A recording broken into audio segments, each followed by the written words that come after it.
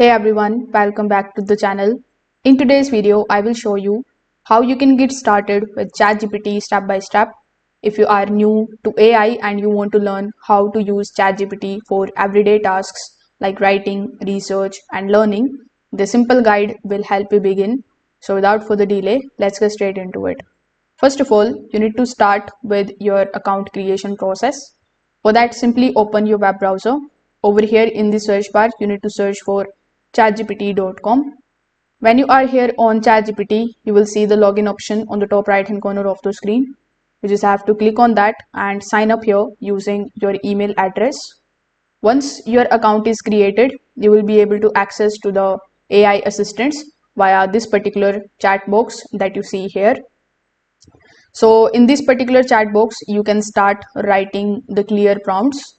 To get better results, you can try to be specific about what you want the AI to generate for you. For example, instead of asking explain AI, you can just simply say it in a prompt like explain artificial intelligence in simple terms for beginners.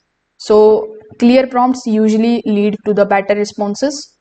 Now you can start using it for the follow-up questions, which is one of the biggest features of ChatGPT.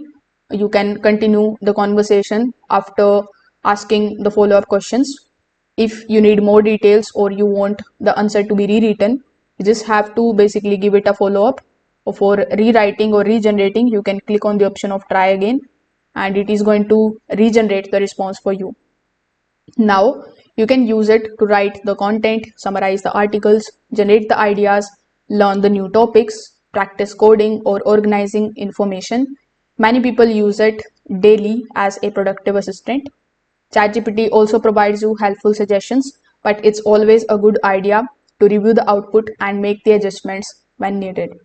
So if this video helped you out, make sure that you like this video and subscribe to the channel. Thanks for watching.